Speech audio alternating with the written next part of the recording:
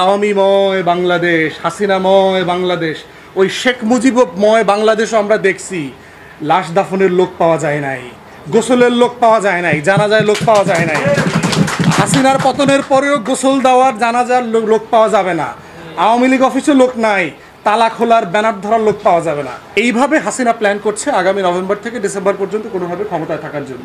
কিন্তু এটা simply work করবে না। ইকোনমির অবস্থা এত খারাপ, জানুয়ারি ফেব্রুয়ারি মাসে এই যে আমলারা, এখানে আমাদের এজেন্সির ভাইদেরকে দেখলাম, আপনাদের ফেব্রুয়ারি মাস থেকে বেতন দিতে পারবে না। সরকারের আমলারাও দেখলাম 5% বেতনের চাচ্ছে, মানে ইনক্রিজ চাচ্ছে। এক্সিস্টিং বেতন দিতে হিমশিম খাচ্ছে আমলাদের। আগামী 3 মাস পরে সরকার এই যে আমলা, ডিসি, এসপি, পুলিশ, র্যাব, এই যত বাটপার গোষ্ঠী আছে যারা বাকশালের জন্য এক হয়ে কাজ করছে গত 15 বছর, এতে বেতন দিতে পারবে না। বেতন দিতে না পারে কি মনে করেন আপনার এই বেনজির, হারুনরা, এই যে দল দাস হয়ে কাজ করছে গত 15 বছর, ওরা ফ্রি কাজ করবে পুলিশ আর র্যাব? হইতেই পারে না। পদবঞ্চিত হওয়ার পরে শত শত অফিসাররা গিয়ে দেখা করছে না স্বরাষ্ট্রমন্ত্রীর সাথে? পদবঞ্চিত হওয়ার পরে যদি গিয়ে দেখা করে, তুলে বেতন না পাইলে, এগুলো তো ফকিন্নির জাত।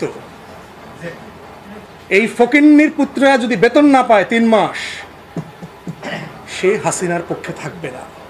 আমি পার্সোনালি জানি, যেহেতু আমি কূটনীতিক পাড়ায় চলাফেরা করি, ন্যূনতম 700 মিলিটারি অফিসার, র্যাবের, পুলিশের আমেরিকান অ্যাম্বাসির সাথে ক্লোজলি যোগাযোগ করতেছে, ইনফরমেশন সাপ্লাই দিচ্ছে, যারা হাসিনার সাথে ডেইলি ছবি তুলে, শুধুমাত্র নিজের ব্যাগ বাঁচানোর জন্য। আজকে মনে হচ্ছে না যে আওয়ামীময় বাংলাদেশ, হাসিনাময় বাংলাদেশ, ওই শেখ মুজিবময় বাংলাদেশও আমরা দেখছি। লাশ দাফনের লোক পাওয়া যায় নাই, গোসলের লোক পাওয়া যায় নাই, জানাজায় লোক পাওয়া যায় নাই। হাসিনার পতন